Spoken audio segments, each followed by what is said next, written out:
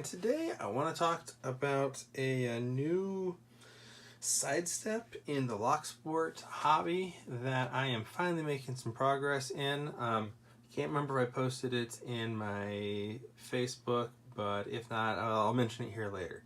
So long ago, early on in my picking journey, probably in my first 30 videos, I had one where I talked about a buddy who did a bunch of 3D printing for me. And one of the things that he printed that I never really got around with much was this little contraption over here. Now this is supposed to be a case that holds this tool here. And it's got place for screws that we put in there. They can also be tensioners, or you can use shorter screws so they're out of the way. And this was supposed to be a disc detainer pick. And I did not get on well with this. I don't know if you can tell. I did actually end up trading somebody and I got a Sparrow's tip that I put in here. It might be a little too short here. I'm not sure. But I never really got on well with getting this shaped. And it just sat in a toolbox and I never did anything with it. I had hopes because if you've seen my stuff, you know I like small format tools, things that I can carry with me easily just because I have lots of free time here and there. And so if I can practice on the go, that always helps. And so this whole thing goes together like this, which is why I was really excited about it. But it did not work for me. Fast forward a year or two, and I got the old, typical, the standard DD pick from the Lockpicking Cuber. This was a giveaway that I won, and it felt more promising. As you can see, it moves nicely. It's fun to even just fidget with. And I spent time shaping and refining the tip that came with it. I even made myself some other tools because it's nice to have a turner to turn all those discs to the right place. And so I had some shell casings around and I cut down some metal. Oh, where'd that come from? I don't know if that was a offcut from a knife that it's probably an offcut from a knife that I used for making a pick. And I fit it down in there, rounded it, sanded it. Don't know if you can see very well in there, but I wedged it in before gluing it, and it works really nicely for turning all of the disc clockwise. You know, get them set up before you start picking. But I still could not get any luck with this. I don't know. You can probably hear it. It's a little gritty through there. Maybe I do just need to polish that up. But it just wouldn't work for me. Now, a few months back, I can't remember when, but I know I posted a video about it. I received the Cheeto picks. Oops, sorry about that. Got the Cheeto picks from the one, the only Lock Chuck. I thought I had his sticker out here. Now I can't find it. But Lock Chuck sent me a handful of these, and I said, all right, I am going to work with one, make it work for me. And it did. And this is where I'm actually going to post the picture, right up there. I opened it. This lock right here got opened with this pick. So I thought at the very least I'd talk with you today about what needed done to put this together. Then maybe seeing how much time we take, maybe, just maybe, I'll give this a go. I've only opened it a couple times successfully. I have no guarantees it'll work if I try it now, but let's just talk about what we had to do here. One of the first things I had to do is, so these come in two pieces, essentially. You've got the back end that holds the actual pick. You've got the front end that holds the tension nose. And the way that he set this up, actually, I'm sorry, Lockpick didn't set this up. Lock Chuck didn't set this up. I believe this is basically a version that came from Talon Pick. Somebody feel free to correct me if I'm wrong on that. But the way this works is there's actually screws that go through these 3 places and nuts that go down in these slots. So of course, Lock Chuck set me up with what I needed there. I don't know the dimensions, the type. If I had to guess, maybe M3. I feel like M3 is kind of standard for a lot of this 3D printing kind of stuff.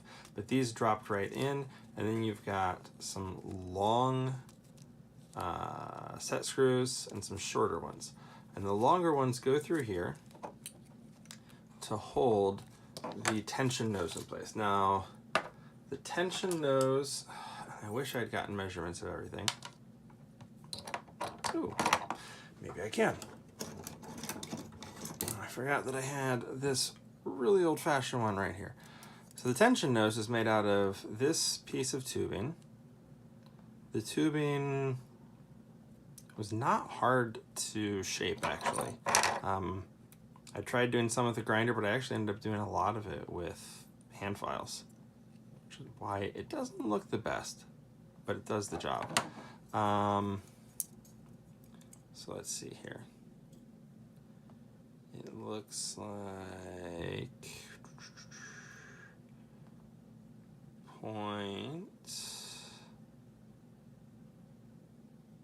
maybe about 0.6 outer diameter there. Don't know if you can read it on here. Yeah, about 0.6.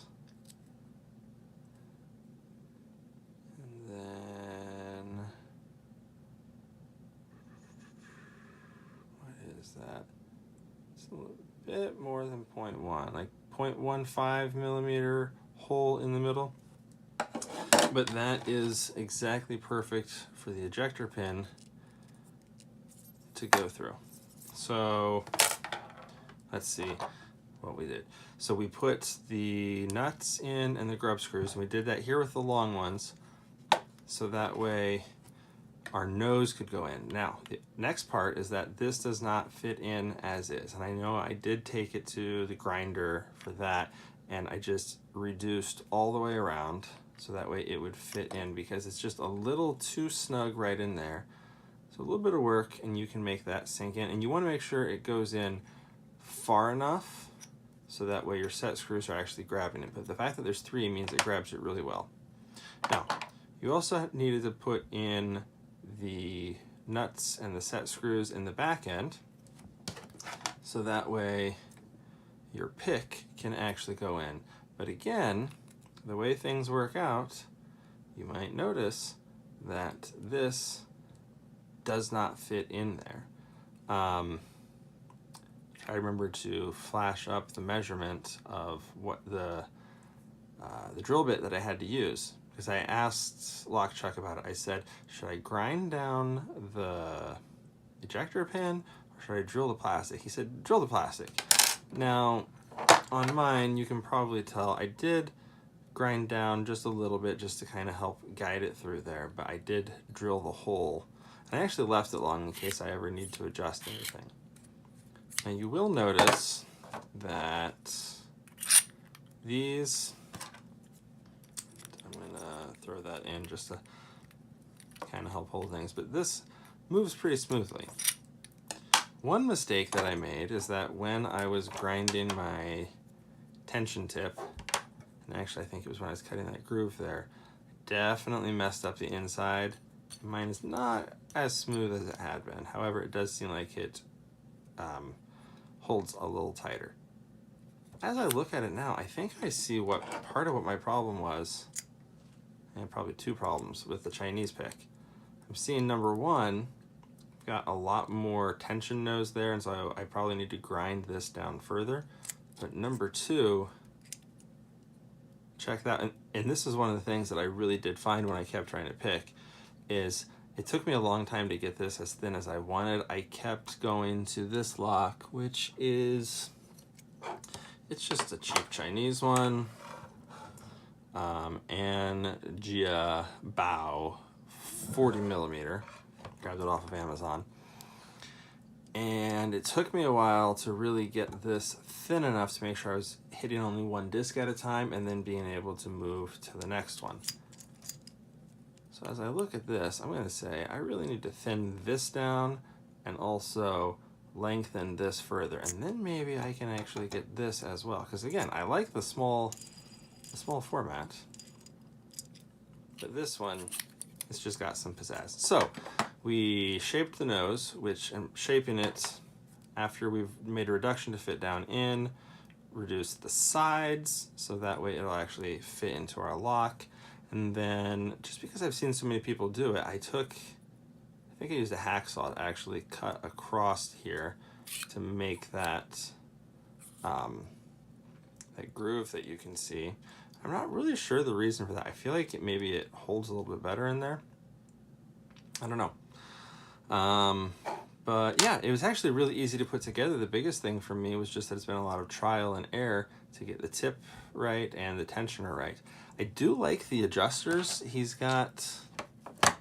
So Chuck printed the 3 different thicknesses, and of course I got them out of order there. But no, I didn't. There we go. 3 different thicknesses. But the fact that they screw in, I've actually just taken the shortest one and I've been adjusting it, and it turns really snugly, but adjusting it as I need for different locks. I've got 4, 5 different disc detainer locks that I've been working on off and on. So there's that one. There's the Liebau 40 millimeter. I recently picked up the Zarker J45S, although I feel like I've heard that maybe that one's a rear tension or something like that. Somewhere I've got a kryptonite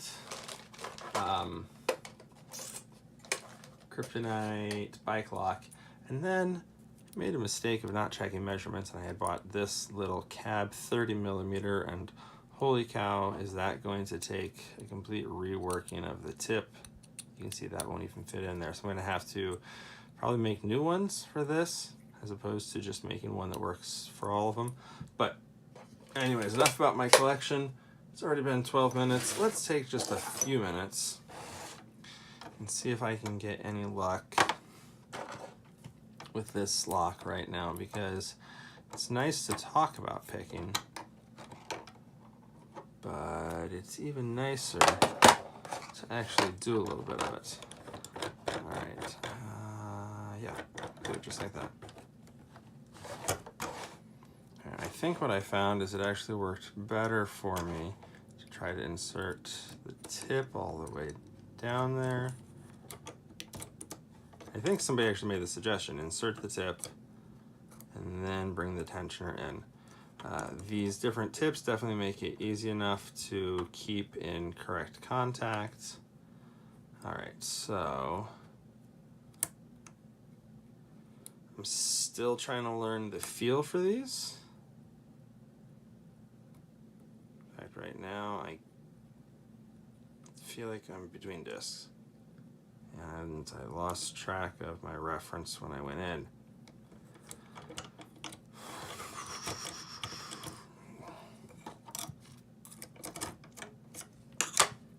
So I did realize I need to keep close track.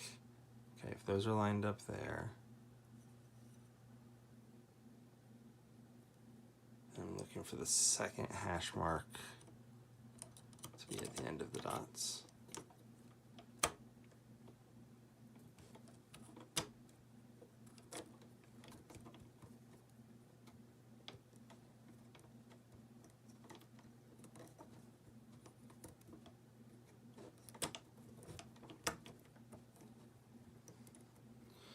Of course, everything's moved on me then. All right. You know what? I think this is just showing that I need to do some more practice before I attempt any of that. But at any rate, this has been what I've gone through to finally start picking some disc detainer locks. Spoiler ahead, I know I haven't decided when I'm doing it yet, but when I finally run my 1,000 plus subscriber giveaway, As you noticed, I've got some extras of these. I'm definitely going to be including one of the Cheeto picks when I finally do that. This video is actually one of the reasons I've been holding off, is I wanted to show my progression, to show you where I'm at before I offered those up. But yeah, one of those sets right there is definitely going to be included in there. So yeah, that's my progress. I really have opened that a couple times. Clearly I need to get some more practice on that. I've just been spending so much time on the Quickset Smart Key lately. But we will return. We will get this guy opened on camera. So yeah, that's where I am. That is what I'm hoping to do with disc detainer locks, hopefully in the near future. You saw I've got some others, so maybe, oh man, by the end of the year, hopefully I can get at least 2 or 3 of these opened on camera. But yeah, make sure to drop any of your tips, advice, experience picking disc detainer locks in the description, in the comments down below. And with that, I'll talk to you all later.